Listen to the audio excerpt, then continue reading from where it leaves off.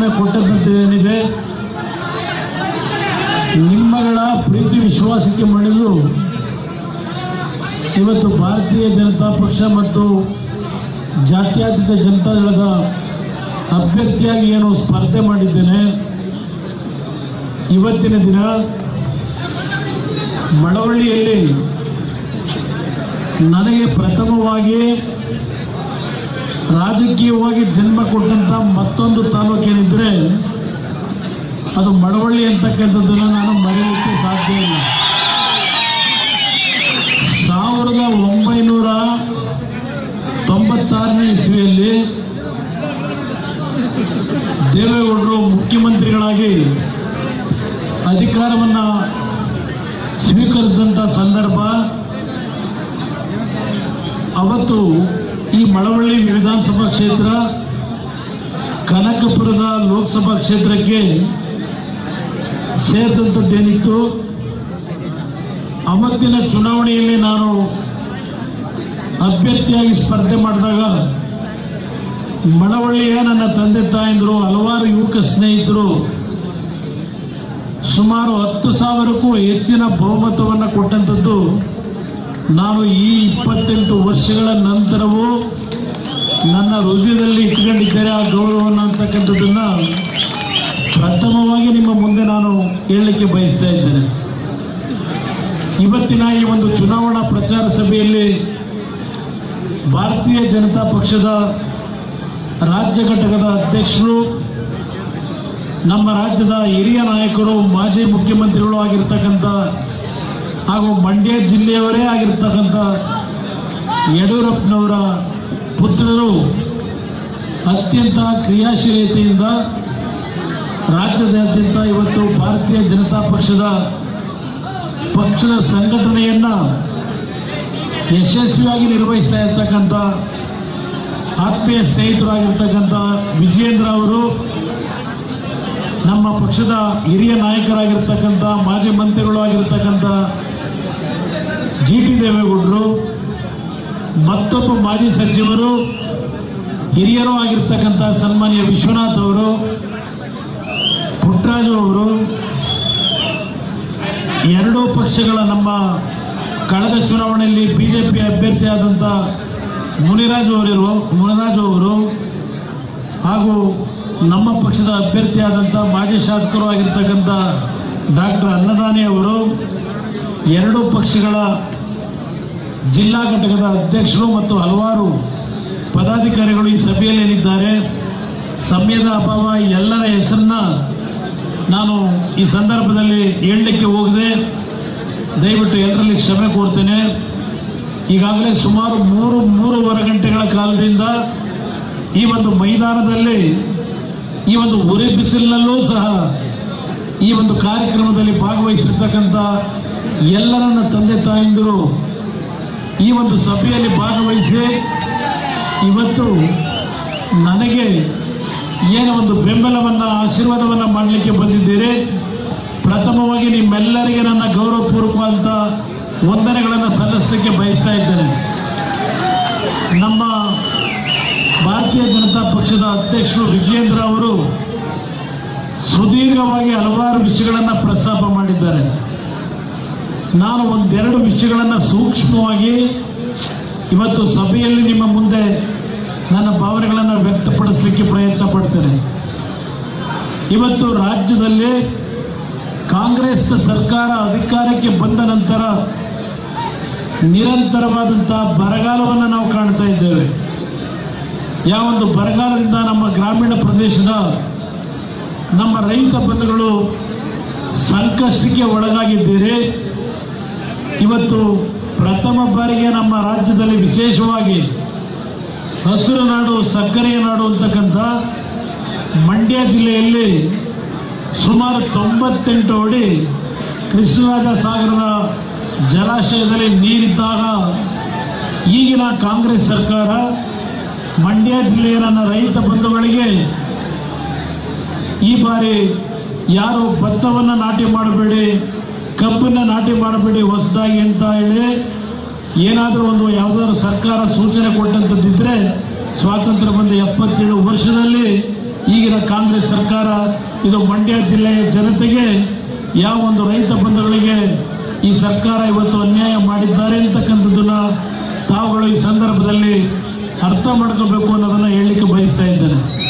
98 ಅಡಿ ನೀರಿದ್ದಾಗ ಇವತ್ತು ಭತ್ತವನ್ನೇ ನಾಟಿ ಮಾಡಬೇಡಿ ಅಂತಕ್ಕಂಥ ಸೂಚನೆ ಕೊಟ್ಟಂಥವರು ನನಗೆ ಕೇಳ್ತಾರೆ, ಮಂಡ್ಯ ಜಿಲ್ಲೆಗೆ ನೀನು ಕೊಟ್ಟಂತ ಕೊಡುಗೆ ಏನು ಅಂತ ಕೇಳ್ತಾ ಇದ್ದಾರೆ. ಇವತ್ತು ಮಂಡ್ಯ ಜಿಲ್ಲೆಗೆ ನಾನು ಏನು ನನ್ನ ಒಂದು ಅಲ್ಪಾವಧಿಯ ಶಾಸಕನಾಗೋ ಮುಖ್ಯಮಂತ್ರಿಯಾಗೋ ಕೊಟ್ಟಿರ್ತಕ್ಕಂಥ ಸೇವೆಯ ಬಗ್ಗೆ ನಾನೇನೋ ದೊಡ್ಡ ಒಂದು ಮಂಡ್ಯ ಜಿಲ್ಲೆಯ ಜನತೆಗೆ ಕೆಲಸ ಮಾಡಿದ್ದೇನೆ ಅಂತ ಹೇಳಲ್ಲ. ಕಿರು ಕಾಣಿಕೆ ನಾನು ನನ್ನ ಕರ್ತವ್ಯವನ್ನು ಈ ಜಿಲ್ಲೆಯ ಜನತೆಯ ಋಣವನ್ನು ತೀರಿಸಲಿಕ್ಕೆ ಪ್ರಾಮಾಣಿಕವಾಗಿ ಪ್ರಯತ್ನ ಪಟ್ಟಿದ್ದೇನೆ ಅಂತಕ್ಕಂಥದ್ದಷ್ಟೇ ನಾನು ನನ್ನನ್ನು ಬೆಳೆಸಿರ್ತಕ್ಕಂಥ ನಿಮ್ಮ ಮುಂದೆ ಹೇಳ್ತಕ್ಕಂಥದ್ದು. ಇವತ್ತು ನಾನು ಬರಬೇಕಾದ್ರೆ KM ದೊಡ್ಡಿಯಿಂದ ಉದ್ದಕ್ಕೂ ನೋಡ್ತಾ ಬಂದೆ. ಹಲವಾರು ಹೊಲದಲ್ಲಿ ನಮ್ಮ ರೈತರು ಕಬ್ಬನ್ನ ಏನು ಬೆಳೆದಿದ್ದೀರಿ ಒಣಗಿ ನಿಂತಿರ್ತಕ್ಕಂಥ ದೃಶ್ಯಗಳನ್ನು ಈ ಕೊನೆಯ ಥೈಲ್ಯಾಂಡ್ ಭಾಗದಲ್ಲಿ ಇವತ್ತೇನು ನಾವು ಕಾಣ್ತಾ ಇದ್ದೇವೆ. ಈ ಸರ್ಕಾರಕ್ಕೆ ಕಿಂಚಿತ್ತು ನನ್ನ ರೈತರ ಬಗ್ಗೆ ಇವತ್ತೇನಾದರೂ ಅಲ್ಪ ಸ್ವಲ್ಪ ಮಟ್ಟಿನ ಅನುಕಂಪ ಇದೆಯಾ ಅಂತಕ್ಕಂಥದ್ದನ್ನ ನಾನು ಕೇಳಲಿಕ್ಕೆ ಬಯಸ್ತಾ ಇದ್ದೇನೆ. ಇವತ್ತು ಯಾವೊಂದು ಕಾಂಗ್ರೆಸ್ನ ಸರ್ಕಾರ ಅಧಿಕಾರಕ್ಕೆ ಬರಬೇಕಾದರೆ ಸಂಗಮದಿಂದ, ಕನಕಪುರದ ಸಂಗಮದಿಂದ ಬೆಂಗಳೂರು ನಗರದವರೆಗೆ ಏನು ಒಂದು ನಮ್ಮ ನೀರು ನಮ್ಮ ಹಕ್ಕು ಅಂತಕ್ಕಂಥ ಘೋಷಣೆಯೊಂದಿಗೆ ಬೆಂಗಳೂರು ನಗರಕ್ಕೆ ಪಾದಯಾತ್ರೆ ಮಾಡಿದರು. ನಮ್ಮ ಕನಕಪುರದ ಮಹಾನುಭಾವರು ಕುಮಾರಸ್ವಾಮಿ ಮುಖ್ಯಮಂತ್ರಿ ಆಯಿತು, SM ಕೃಷ್ಣ ಅವರು ಮುಖ್ಯಮಂತ್ರಿ ಆದರು, ದೇವೇಗೌಡರು ಮುಖ್ಯಮಂತ್ರಿ ಆಗಿದ್ದಾರೆ. ನನಗೂ ಒಂದು ಅವಕಾಶವನ್ನು ಕೊಡಿ, ನನಗೂ ಪೇಪರ್ ಪೆನ್ನನ್ನು ಒಂದು ಕೊಟ್ಟು ಅಧಿಕಾರವನ್ನು ಚಲಾವಣೆ ಮಾಡಲಿಕ್ಕೆ ಆಶೀರ್ವಾದ ಮಾಡಿ ಅಂತ ಕೇಳಿದ್ರು ಮಹಾನುಭಾವರು. ನೀವು ಅಧಿಕಾರ ಕೊಟ್ಟರೆ ಇರಲಪ್ಪ ನಮ್ಮವರು ಒಬ್ಬ ಬೆಳಕಳ್ಳಿ ಅಂತ ಹೇಳಿ ಅಧಿಕಾರವನ್ನು ಕೊಟ್ಟಿದ್ದೀರಿ. ನಮ್ಮ ನೀರು ನಮ್ಮ ಹಕ್ಕು ಅಂತ ಹೇಳಿದಂಥವರು ಇವತ್ತು ಸರ್ಕಾರ ರಚನೆ ಆದ ನಂತರ ಏನು ಮಾಡಿದ್ದಾರೆ? ನಮ್ಮ ನೀರು ನಮ್ಮ ಹಕ್ಕು ಅನ್ನೋದನ್ನು ತೆಗೆದಾಕಿ ನಮ್ಮ ನೀರು ತಮಿಳುನಾಡಿನ ಹಕ್ಕು ಅಂತಕ್ಕಂಥ ಆದೇಶಗಳನ್ನು ಈ ಸರ್ಕಾರ ಏನು ಮಾಡಿದೆ? ಮಂಡ್ಯ ಜಿಲ್ಲೆಯ ಜನತೆ ಇವತ್ತು ಸೂಕ್ಷ್ಮವಾಗಿ ಗಮನಿಸಿ. ಸನ್ಮಾನ್ಯ ದೇವೇಗೌಡರು 91ನೇ ವಯಸ್ಸಿನಲ್ಲೂ ಇವತ್ತು ಅವರಿಗೆ ನಡೆಯಲಿಕ್ಕೆ ಕಷ್ಟ. ವೀಲ್ ಚೇರ್ನಲ್ಲಿ ರಾಜ್ಯಸಭೆಗೆ ಹೋಗಿ ರಾಜ್ಯಸಭೆಯಲ್ಲಿ ನಮ್ಮ ಭಾಗದ ಜನರ ಒಂದು ಕಾವೇರಿ ನೀರಿನ ಸಂಕಷ್ಟ, ನಮ್ಮ ರೈತರ ಬದುಕಿನ ಒಂದು ಸಮಸ್ಯೆಗಳ ಬಗ್ಗೆ ರಾಜ್ಯಸಭೆಯಲ್ಲಿ 91ನೇ ವಯಸ್ಸಿನಲ್ಲಿ ಅವರಿಗೆ ನಿಲ್ಲಕ್ಕೆ ಸಾಧ್ಯ ಇಲ್ಲ. ಇವತ್ತು ಈ ಜಿಲ್ಲೆಯ ಜನತೆಯ ಪರವಾಗಿ ಧ್ವನಿ ಎತ್ತಿ ಏನು ರಾಜ್ಯಸಭೆಯಲ್ಲಿ ಮಾತನಾಡಿದ್ರು, ಮೇಕೆದಾಟಿನ ವಿಷಯದಲ್ಲಿ ಚರ್ಚೆ ಮಾಡಿದ್ದಾರೆ. ಅದಕ್ಕೆ ಪಾಪ ಕಾಂಗ್ರೆಸ್ನ ನಾಯಕರು ಹೇಳ್ತಾರೆ, ನಾವು ಪಾದಯಾತ್ರೆ ಮಾಡಿದಾಗ ದೇವೇಗೌಡರು ನಮ್ಮ ಪರವಾಗಿ ನಿಂತ್ಕೊಳ್ಳಲಿಲ್ಲ. ಬಿಜೆಪಿಲಿ 24 ಜನ ಲೋಕಸಭಾ ಸದಸ್ಯರಿದ್ದಾರೆ. ಇವತ್ತು ನರೇಂದ್ರ ಮೋದಿ ಅವರನ್ನ ಭೇಟಿ ಮಾಡಿ ನಮಗೆ ಅನುಮತಿಯನ್ನು ಕೊಡಿಸಿ ಅಂತಕ್ಕಂಥದ್ದನ್ನ ಈಗ ಬಿಜೆಪಿಯ ಮೇಲೆ ಹೊರೆ ಹೊರಿಸ್ತಾ ಇದ್ದಾರೆ. ಹಾಗಿದ್ರೆ ನೀವು ಅಧಿಕಾರಕ್ಕೆ ಯಾಕೆ ಬಂದ್ರಿ? ನಮ್ಮ ನೀರು ನಮ್ಮ ಹಕ್ಕು ಅಂತಕ್ಕಂಥದ್ದನ್ನ ಘೋಷಣೆ ಮಾಡಿದಂಥದ್ದೇನಿದೆ, ಇವತ್ತು ನಿಮ್ಗೆ ಅಧಿಕಾರ ಕೊಟ್ಟ ಮೇಲೆ ಆಗಿದ್ರೆ ನಿಮ್ಮ ಕೆಲಸ ಏನು? ಇದನ್ನು ನೀವು ಪ್ರಶ್ನೆ ಮಾಡಬೇಕು. ಇವತ್ತು ನನ್ನ ಮಂಡ್ಯ ಜಿಲ್ಲೆಯ ಜನತೆ ಅಂತಕ್ಕಂಥದ್ದು ಹೇಳಲಿಕ್ಕೆ ಬಯಸ್ತಾ ಇದ್ದೇನೆ. ಒಂದು ಮಾತನ್ನ ಹೇಳ್ತಾರೆ, ಇವತ್ತು ದೇವೇಗೌಡರು ಈ ವಯಸ್ಸಿನಲ್ಲೂ ಮೊನ್ನೆ ಮೈಸೂರಿನಲ್ಲಿ ಒಂದು ಮಾತನ್ನು ಹೇಳಿದ್ರು ನರೇಂದ್ರ ಮೋದಿ ಅವರು ಇದ್ದಂಥ ಸಭೆಯಲ್ಲಿ. ಈ ಬಾರಿ ನನ್ನ ಮಗನಿಗೆ ಬಿಜೆಪಿ ಜೊತೆ ಹೋಗಿ ನೀನು ಇವತ್ತು ಮೈತ್ರಿಯ ಸರ್ಕಾರವನ್ನು ಮಾಡ್ತಕ್ಕಂಥದ್ದಕ್ಕೆ, ಮೈತ್ರಿಯನ್ನು ಮಾಡಲಿಕ್ಕೆ ನಾನು ಸಂಪೂರ್ಣ ಆಶೀರ್ವಾದ ಮಾಡಿದ್ದೇನೆ. ನೀನು ಬಿಜೆಪಿ ಜೊತೆ ಕೈ ಜೋಡಿಸುವಂತಕ್ಕಂಥದ್ದನ್ನ ನಾನೇ ಕುಮಾರಸ್ವಾಮಿಗೆ ಹೇಳಿದ್ದೇನೆ ಅನ್ನೋದನ್ನ ದೇವೇಗೌಡರು ಯಾವ ಕಾರಣಕ್ಕೆ ಹೇಳಿದ್ದಾರೆ? ಇಲ್ಲಿ ನಾನು ಯಾವುದೋ ಒಂದು ಸ್ಥಾನಮಾನವನ್ನು ಪಡಿಬೇಕು ಅನ್ನೋದಕ್ಕಲ್ಲ. ಇವತ್ತು ದೇವೇಗೌಡರ ಉದ್ದೇಶ ದೇಶದಲ್ಲಿ ಯಾವುದೇ ಭಾಗಕ್ಕೆ ಹೋದರೂ ನರೇಂದ್ರ ಮೋದಿ ಅವರೇ ಮತ್ತೆ ಪ್ರಧಾನಮಂತ್ರಿಗಳಾಗ್ತಾರೆ ಅಂತಕ್ಕಂಥ ಭಾವನೆ ಇಡೀ ರಾಜ್ಯದಾದ್ಯಂತ ದೇಶದಾದ್ಯಂತ ಇರ್ತಕ್ಕಂಥದ್ದೇನಿದೆ.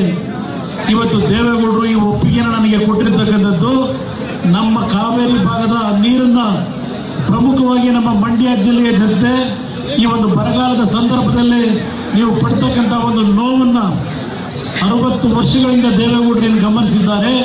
ಅವರ 60 ವರ್ಷದ ಕಾವೇರಿಯನ್ನು ಉಳಿಸಲಿಕ್ಕೆ ಅವರ ಹೋರಾಟ ಏನಿದೆ ಅದಕ್ಕೆ ಈ ಬಾರಿ ಯಶಸ್ಸನ್ನು ಕಾಣಬೇಕು ಅಂದ್ರೆ ನರೇಂದ್ರ ಮೋದಿ ಅವರ ಜೊತೆ ನಾವು ಕೈ ಜೋಡಿಸಬೇಕು ಅಂತಕ್ಕಂಥದ್ದು ದೇವೇಗೌಡರು ತೀರ್ಮಾನ ಮಾಡಿರ್ತಕ್ಕಂಥದ್ದು.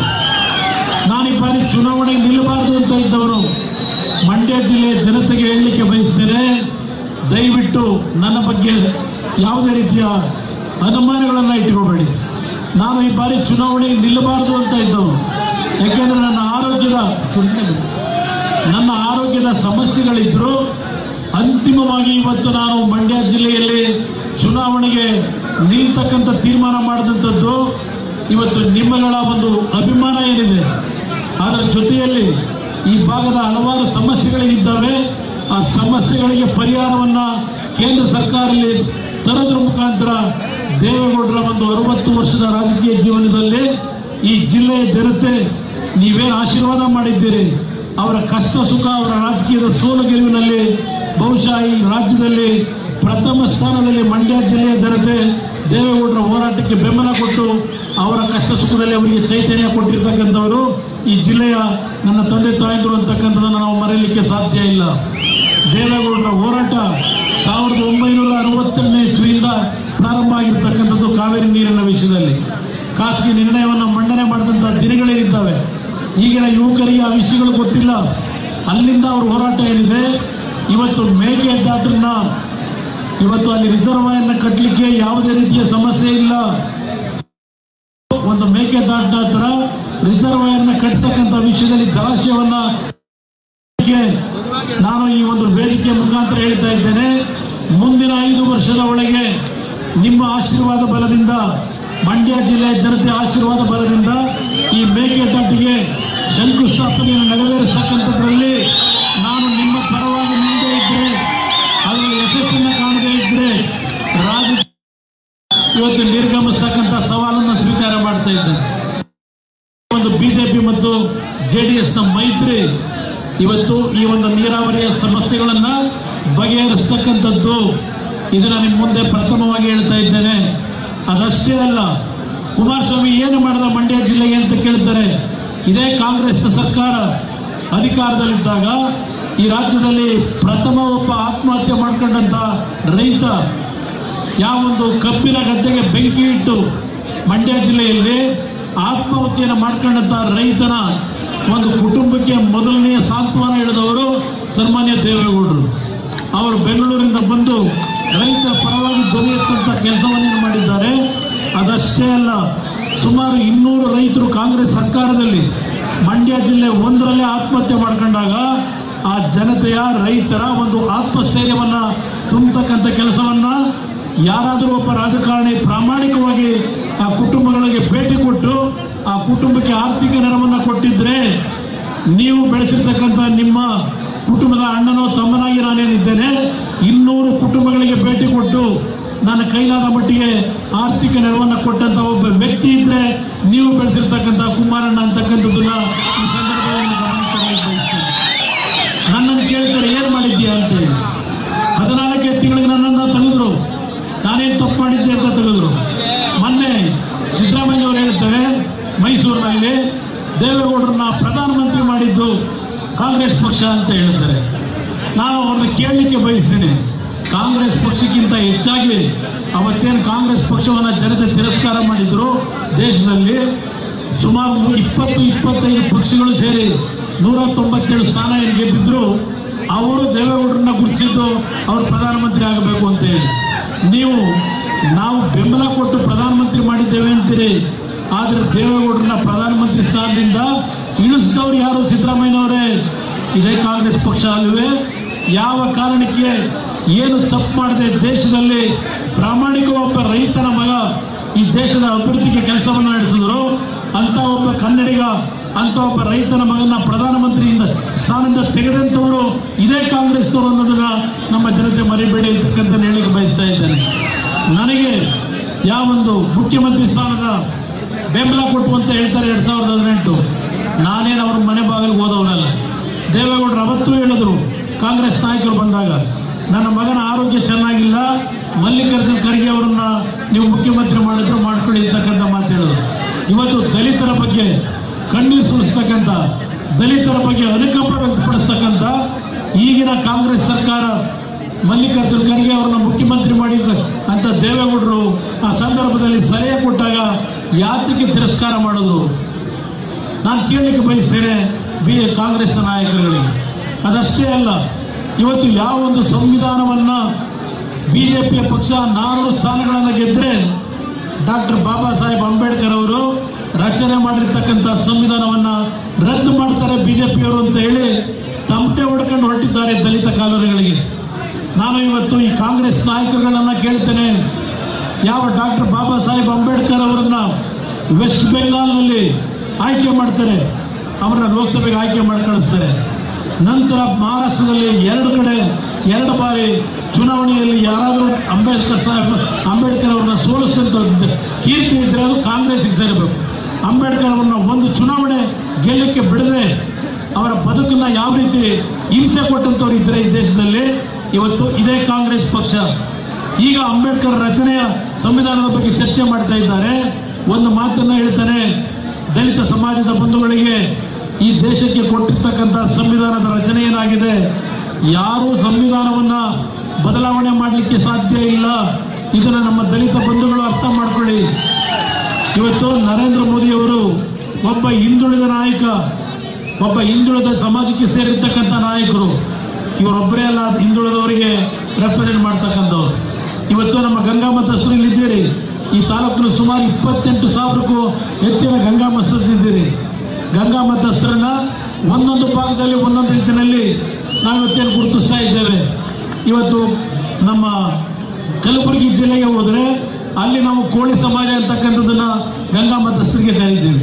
ಇವತ್ತು ಈ ಸಮಾಜಕ್ಕೆ ಎಸ್ಟಿಯ ಒಂದು ಮೀಸಲಾತಿಯ ವ್ಯವಸ್ಥೆ ಆಗಬೇಕು ಅಂತಕ್ಕಂಥದ್ದು ಹಲವಾರು ವರ್ಷಗಳಿಂದ ಗಂಗಾ ಮತಸ್ಥರ ಬೇಡಿಕೆ ಏನಿದೆ, ಇದು ಮುಂದಿನ ದಿನಗಳಲ್ಲಿ ಇವತ್ತು ನಮ್ಮ ಲೋಕಸಭೆಯಲ್ಲಿ ಗಂಗಾ ಮತಸ್ಥರ ಈ ಬೇಡಿಕೆಯನ್ನ ಈಡೇರಿಸತಕ್ಕಂಥ ಕೆಲಸವನ್ನ ದೇವೇಗೌಡರ ನಾಯಕತ್ವದಲ್ಲಿ ನಾವು ಮಾಡ್ತಕ್ಕಂಥದಕ್ಕೆ ಚಾಲನೆಯನ್ನು ಕೊಡ್ತೇವೆ ಅಂತಕ್ಕಂಥ ಮಾತನ್ನ ಈ ಸಂದರ್ಭದಲ್ಲಿ ಹೇಳ್ತಕ್ಕಂಥದ್ದು ಅಷ್ಟೇ ಅಲ್ಲ.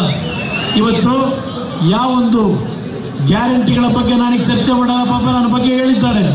ಈ ನಾಡಿನ ಮಹಿಳೆ ಅನ್ನತಕ್ಕಂಥ ಪದ ನಾನು ಹೇಳಿಲ್ಲ. ಮೊನ್ನೆ ತುಮಕೂರಿನಲ್ಲಿ ನಾನು ನನ್ನ ಹಳ್ಳಿಯ ಕೆಲವು ತಾಯಂದಿರು ಈ ಪದವನ್ನು ಬಳಸಿದ್ದೇನೆ. ನನ್ನ ಹಳ್ಳಿಯ ನನ್ನ ಕೆಲವು ತಾಯಂದಿರು ಅಂತಕ್ಕಂಥ ಪದ ಬಳಸಿರೋದು. ನನ್ನ ತಾಯಂದಿರಿಗೆ ನಾನು ಗೌರವ ಕೊಡೋದಿಲ್ವಾ? ದ್ರೋಹ ಮಾಡಿದ್ದೇನಾ?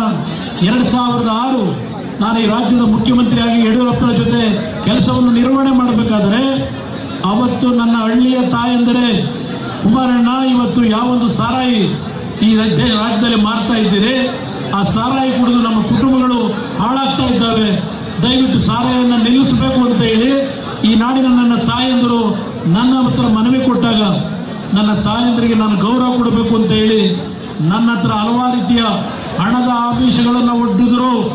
ಅವತ್ತು ನನ್ನ ತಾಯಂದರಿಗೆ ಗೌರವ ಕೊಡಲಿಕ್ಕೆ, ನನ್ನ ತಾಯಂದರ ಬದುಕನ್ನು ಸರಿಪಡಿಸಲಿಕ್ಕೆ ಈ ರಾಜ್ಯದಲ್ಲಿ ಸಾರಾಯಿಯನ್ನು ಸಂಪೂರ್ಣವಾಗಿ ಬಂದ್ ಮಾಡಿದಂಥವ್ರು ಯಾರಾದರೂ ಇದ್ರೆ, ನನ್ನ ತಾಯಂದರಿಗೆ ಗೌರವ ಕೊಟ್ಟಿದ್ರೆ ಇವರು ಈ ಕುಮಾರಸ್ವಾಮಿ ಅಂತಕ್ಕಂಥದ್ದನ್ನ ಹೇಳಲಿಕ್ಕೆ ಬಯಸ್ತೇನೆ. ಈ ರಾಜ್ಯದ ಲಾಟ್ರಿ, ಆನ್ಲೈನ್ ಲಾಟ್ರಿಯನ್ನ ಇವತ್ತು ಏನು ಈ ರಾಜ್ಯದಲ್ಲಿ ಜಾರಿಗೆ ತಂದಿದ್ರು, ಆನ್ಲೈನ್ ಲಾಟ್ರಿಯ ವ್ಯಾಮೋಹಕ್ಕೆ ಒಳಗಾಗಿ ಹಲವಾರು ಕುಟುಂಬದ ಯುವಕರು ಆತ್ಮಹತ್ಯೆಗೆ ಶರಣಾಗ್ತಾ ಇದ್ರು, ಸಾಲಗಾರರಾಗ್ತಾ ಇದ್ರು.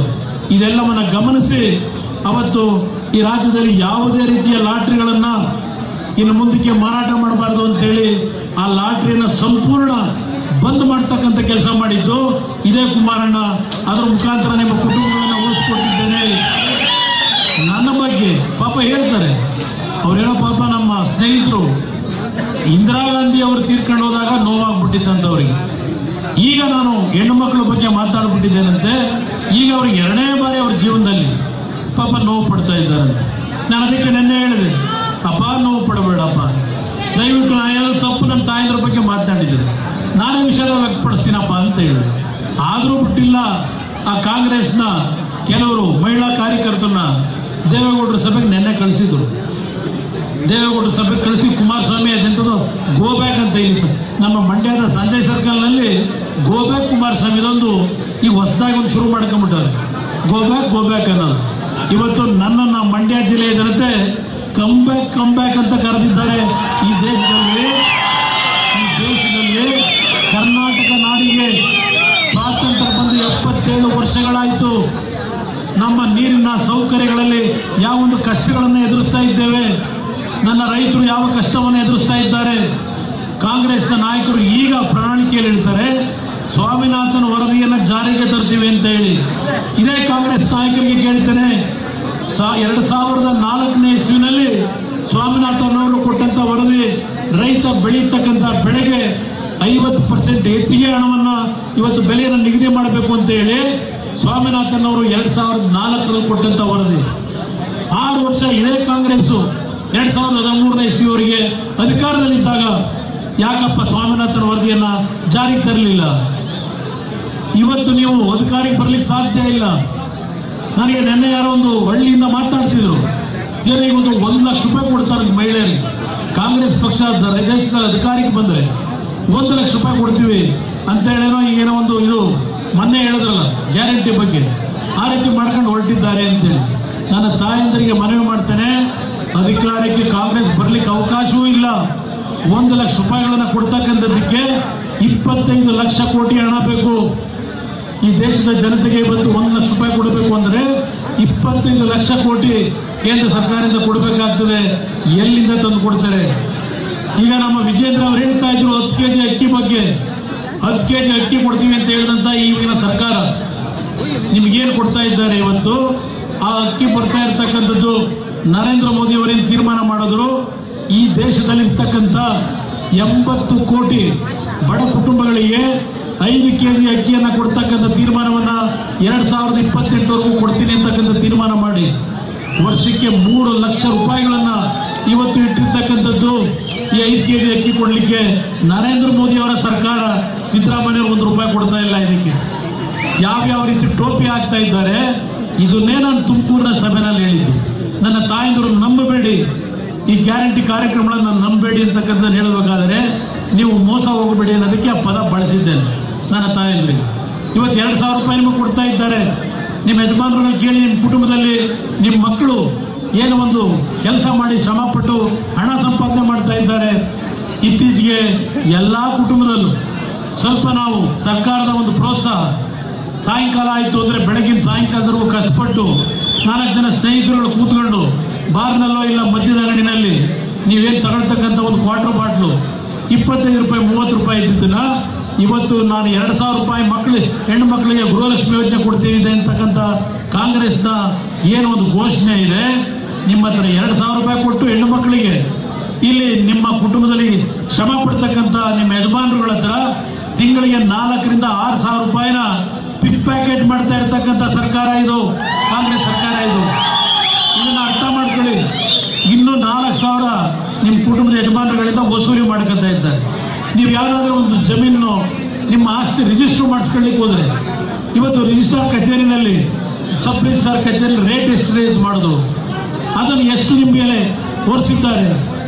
ಅದಕ್ಕೆ ನಾನು ಎಚ್ಚರಿಕೆಯಿಂದ ತೀರ್ಮಾನ ತಗೊಳ್ಳಿ ಅಂತಕ್ಕಂಥದ್ದು ಹೇಳಿದ್ರೆ ನಾನೇನೋ ದೊಡ್ಡ ಮಹಾನ್ ಅಪರಾಧ ಮಾಡಿಬಿಟ್ಟೆ ಅಂತೇಳಿ ಪಾಪ ಎಲ್ಲರಿಗೂ ಈಗ ಕುಮಾರಸ್ವಾಮಿ ಹೋಗ್ಬೇಕಂತ ಮಾತನಾಡಿ ಅಂತ ಹೇಳಿ ಪಾಪ ನಡೆಸ್ತಾ ಇದ್ದಾರೆ.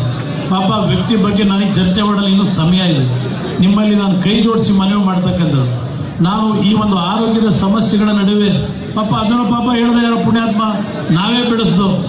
ಬೆಳಗಿನ ಜಾವ 4 ಗಂಟೆ 5 ಗಂಟೆವರೆಗೆ ಶ್ರೀರಂಗಪಟ್ಟಣದ ಚುನಾವಣೆಯಲ್ಲಿ ಆ ವ್ಯಕ್ತಿಯನ್ನು ಗೆಲ್ಲಿಸಬೇಕು ಅಂತ ಹೇಳಿ ನನ್ನ ಆರೋಗ್ಯವನ್ನು ಲೆಕ್ಕಿಸದೆ ಸುಮಾರು 7-8 ದಿನಗಳ ಕಾಲ ಶ್ರೀರಂಗಪಟ್ಟಣದ ಹಳ್ಳಿಗೆ ಬೆಳಗಿನ ಜಾವ 4 ಗಂಟೆವರೆಗೆ ಹೋದೆ ಆ ವ್ಯಕ್ತಿಯನ್ನು ಗೆಲ್ಲಿಸಲಿಕ್ಕೆ. ಈಗ ಅವ್ರು ನನ್ನ ಆರೋಗ್ಯದ ಬಗ್ಗೆ ಕೇಳ್ತಾರೆ, ಅದೇ ಕುಮಾರಸ್ವಾಮಿ ಅವರು ಆಸ್ಪತ್ರೆಗೆ ಹೋಗ್ಬಿಟ್ಟು ವಾಪಸ್ಸಿಗೆ ಬಂದ್ಬಿಟ್ರಲ್ಲ ಅಂತ. ಇವತ್ತು ನನಗೆ 3ನೇ ಬಾರಿ ಹೃದಯದ ಚಿಕಿತ್ಸೆ ಏನಾಗಿದೆ. ನನ್ನ ವೈಯಕ್ತಿಕವಾಗಿ ನಾನು ಎಂದೂ ಸಹ ನನ್ನ ಆರೋಗ್ಯದ ಬಗ್ಗೆ ನಾನು ಎಂದೂ ತಲೆ ಕೆಡಿಸ್ಕೊಳ್ಳಿಲ್ಲ. ನನ್ನ ಜನಗಳನ್ನು ಬದುಕಿಸಬೇಕು, ನನ್ನ ಜನಗಳಲ್ಲಿ ಇರ್ತಕ್ಕಂಥ ಬಡತನವನ್ನು ಹೋಗಲಾಡಿಸಬೇಕು, ಇದಕ್ಕೆ ನನ್ನ ಜೀವನ ಮೀಸಲಿಟ್ಟು ಕೆಲಸ ಮಾಡಿದ್ದೇನೆ. ಇವತ್ತು ಆ ಕೆಲಸ ಮಾಡಿರ್ತಕ್ಕಂಥ ನಾನು ಈ ನಾಡಿನ ಜನತೆಗೆ ದ್ರೋಹ ಮಾಡಿಲ್ಲ. ಇವತ್ತು ಇರ್ತಕ್ಕಂಥ ಆರೋಗ್ಯದಲ್ಲಿ ಯಾವೊಂದು ಹಲವಾರು ರೀತಿಯ ಟೆಕ್ನಾಲಜಿಗಳು ಇವತ್ತು ಇಂಪ್ರೂವ್ ಆಗಿದೆ. ಕೇವಲ 28 ನಿಮಿಷದಲ್ಲಿ ನನಗೆ 3ನೇ ಬಾರಿ ಆಪರೇಷನ್ ಮಾಡೋದಿದ್ದು ತಮಿಳುನಾಡು. ಆದರೂ ನಾನು ಇವತ್ತು ಆಪರೇಷನ್ ಮಾಡಿಸ್ಕೊಳ್ಳಿಕ್ಕೆ ಹಣದ ಸಮಸ್ಯೆ ಇಲ್ಲದೆ ಆಪರೇಷನ್ ಮಾಡಿಸ್ಕೊಂಡಿದ್ದೇನೆ. ನನಗೆ ಆಗಿರ್ತಕ್ಕಂಥ 3ನೇ ಬಾರಿಯ ಆ ವಾಲ್ವೇನ ಹಾಕಿದ್ದಾರೆ. 25 ಲಕ್ಷ ರೂಪಾಯಿ ಖರ್ಚು ಮಾಡಿದ್ದೇನೆ ಆ ವಾಲ್ವನ್ನ ಹಾಕಬೇಕಾದ್ರೆ 3ನೇ ಬಾರಿ. ನನಗಾದಂಥ ಈ ರೀತಿಯ ಒಂದು ಸಮಸ್ಯೆಯಲ್ಲಿ ಬಡ ಕುಟುಂಬದಲ್ಲಿ ಇಂಥ ಕಾಯಿಲೆಗೆ ಆ ರೀತಿಯ ಒಂದು ಟ್ರೀಟ್ಮೆಂಟ್ ಕೊಡಿಸಬೇಕು ಅಂದರೆ ಬಡ ಕುಟುಂಬದ ನನ್ನ ತಾಯಂದಿರು ನಿಮ್ಮ ಮಕ್ಕಳ ಒಂದು ಆರೋಗ್ಯವನ್ನು ಸರಿಪಡಿಸಲಿಕ್ಕೆ 25 ಲಕ್ಷ ತರಲಿಕ್ಕೆ ಸಾಧ್ಯವ? ನಾನೇನೋ ದುಡ್ಡಿತ್ತು ಮಾಡಿಸ್ಕೊಂಬಂದೆ. ನನ್ನ ಚಿಂತನೆ ಇರೋದು ನಾನು ಯಾವ ರೀತಿಯ ಒಂದು ಆರೋಗ್ಯದ ಚಿಕಿತ್ಸೆಯನ್ನು ಪಡೆದಿದ್ದೇನೆ, 3ನೇ ಬಾರಿ ಇವತ್ತು ಜೀವ ಉಳಿಸ್ಕೊಂಡಿದ್ದೇನೆ. ಅದು ಈ ನಾಡಿನ ಪ್ರತಿ ಬಡ ಕುಟುಂಬದಲ್ಲಿ ಇಂಥ ಕಾಯಿಲೆಗಳು ಬಂದಾಗ ಸರ್ಕಾರವೇ ಸಂಪೂರ್ಣವಾಗಿ ಹಣವನ್ನು ಕೊಡ್ತಕ್ಕಂಥ ಒಂದು ಯೋಜನೆ ಈ ರಾಜ್ಯದಲ್ಲಿ ಬರಬೇಕು ಅಂತಕ್ಕಂಥದ್ದು ನನ್ನ ಒಂದು ಚಿಂತನೆ ಅನ್ನೋದನ್ನು ನೀವು ಅರ್ಥ ಮಾಡ್ತೀರಿ. ಬೆಳೆಸಿದ್ದೀರಿ ನನ್ನನ್ನು, ನೀವು ಬೆಳೆಸಿರ್ತಕ್ಕಂಥವರು ಈ ಜಿಲ್ಲೆಯ ಜನತೆ, ಮೊದಲು ಮಳವಳ್ಳಿಯ ಜನತೆ ನನ್ನನ್ನು ರಾಜಕೀಯವಾಗಿ ಬೆಳೆಸಿದ್ದೀರಿ. ಇವತ್ತು ನೀವು ಬೆಳೆಸಿರ್ತಕ್ಕಂಥ ಈ ಮನೆಯ ಮಗನಿಗೆ ಇವತ್ತು ಮಳವಳ್ಳಿಯಲ್ಲಿ ಏನೋ ಒಂದು ದೊಡ್ಡ ಮಟ್ಟದ ಆರ್ಭಟ ಧಮಕಿಯ ರಾಜಕಾರಣ ನಡೀತಾ ಇದೆ. ನಾನು ಆ ವ್ಯಕ್ತಿಯ ಬಗ್ಗೆ ಚರ್ಚೆ ಮಾಡಲಿಕ್ಕೆ ಹೋಗೋದಿಲ್ಲ. ಆ ವ್ಯಕ್ತಿ ಏನೇನು ಮಾತನಾಡ್ತಾರೆ, ಆ ವ್ಯಕ್ತಿಯ ಆ ಬರ್ತಕ್ಕಂಥ ಪದ ಬಳಕೆ ಏನಿದೆ ಅದಕ್ಕೆ ಬುದ್ಧಿ ಕಲಿಸ್ತಕ್ಕಂಥ ಶಕ್ತಿ ಇಲ್ಲಿರ್ತಕ್ಕಂಥ ನನ್ನ ತಂದೆ ತಾಯಿಗಳಿದೆ. ಆ ವ್ಯಕ್ತಿಯ ದುರಹಂಕಾರ ಯಾವ್ಯಾವ ರೀತಿ ನಡ್ಕೊಂಡಿದ್ದಾರೆ ಗೊತ್ತಿದೆ. 2008 ಯಡಿಯೂರಪ್ಪ ಸರ್ಕಾರ 2013ವರೆಗೆ ಏನು ಘಟನೆಗಳು ನಡೆದಿದೆ, ಆ ಸಂದರ್ಭದಲ್ಲಿ ಇದೇ ಕುಮಾರಸ್ವಾಮಿನ ಯಾವ್ಯಾವ ರೀತಿ ಉಪಯೋಗ ಮಾಡ್ಕೊಂಡ್ರೆ ನಿಮಗೆ ದೇವರ ಮೇಲೆ ನಂಬಿಕೆ ಇದ್ರೆ, ಇಲ್ಲ ನೀವು ಬೆಳೆಸಿರ್ತಕ್ಕಂಥ ಈ ತಂದೆ ತಾಯಿದ್ರ ಮೇಲೆ ಗೌರವ ಇದ್ರೆ, ಅವತ್ತು ಕುಮಾರಸ್ವಾಮಿ ನಿಮ್ಮ ನೆರವಿಗೆ ಯಾವ ರೀತಿ ಬಂದಿದ್ದ, ಕಿಂಚಿತ್ತು ನಿನ್ನ ಹೃದಯದಲ್ಲಿ ನಿನ್ನ ಆತ್ಮಸಾಕ್ಷಿ ಅಂತಕ್ಕಂಥದ್ದಿದ್ರೆ ಒಂದು ಬಾರಿ ಅದ್ರ ಬಗ್ಗೆ ಯೋಚನೆಯನ್ನು ಮಾಡಪ್ಪ ಅಂತಕ್ಕಂಥದ್ದನ್ನ ಆ ವ್ಯಕ್ತಿಗೆ ಹೇಳ್ತೀನಿ ಅಷ್ಟೇ. ಅದರಿಂದ ನಿಮ್ಮೆಲ್ಲರಿಗೆ ಈ ಸಂದರ್ಭದಲ್ಲಿ ಕೈ ಜೋಡಿಸಿ ಮನವಿ ಮಾಡೋದು, ನಾನು ಹಳ್ಳಿಗೆ ಈಗ ಬರಲಿಕ್ಕೆ ಸಾಧ್ಯ ಇಲ್ಲ.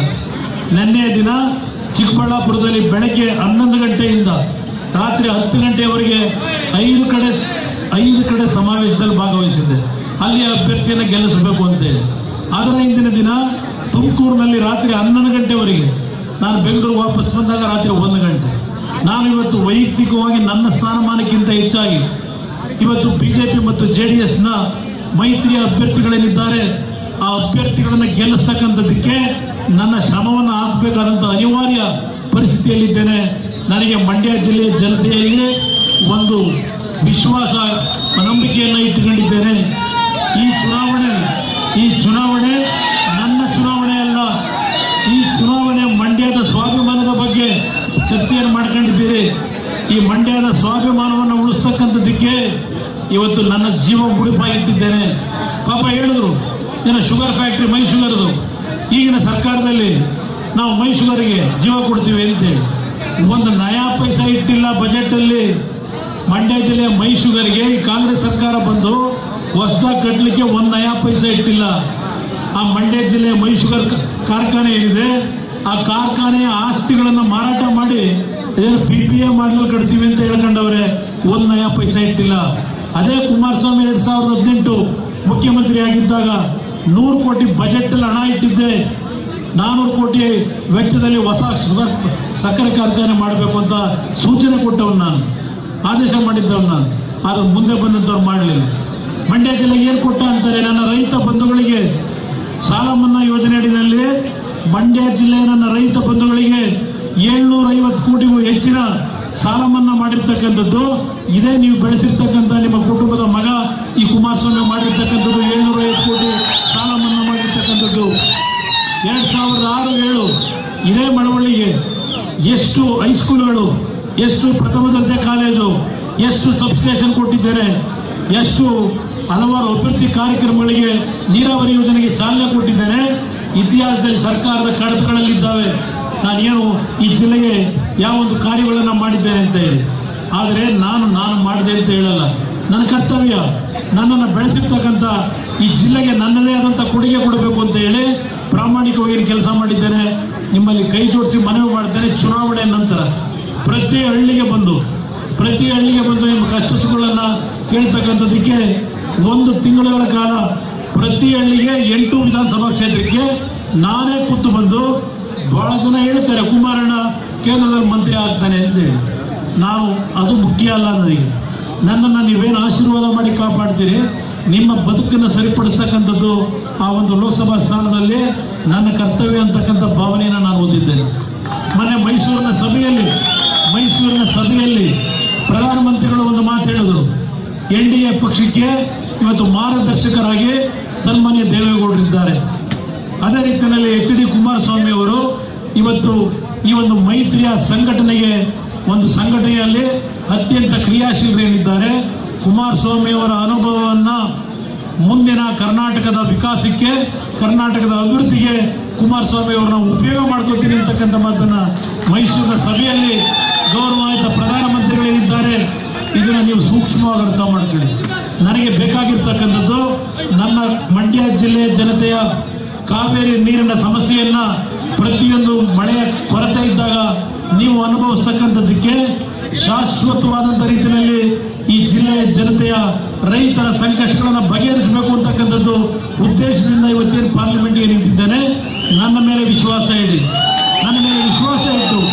ನೀವೇ ಕುಮಾರಣ್ಣ ನಿಮ್ಮ ಮನೆಯ ಮಗ ನಿಂತಿದ್ದಾನೆ ಅಂತಕ್ಕಂಥ ಹಿನ್ನೆಲೆಯಲ್ಲಿ ಇವತ್ತು ನನ್ನನ್ನು ಆಶೀರ್ವಾದ ಮಾಡಿ. ನಾನು 2ನೇ ಬಾರಿ ಮುಖ್ಯಮಂತ್ರಿ ಇದ್ದಾಗ VC ಚಾನಲ್ನ ಪುನಶ್ಚೇತನಕ್ಕೆ ನಾನು ಆದೇಶ ಮಾಡಿದ್ದು ನಾನೇ.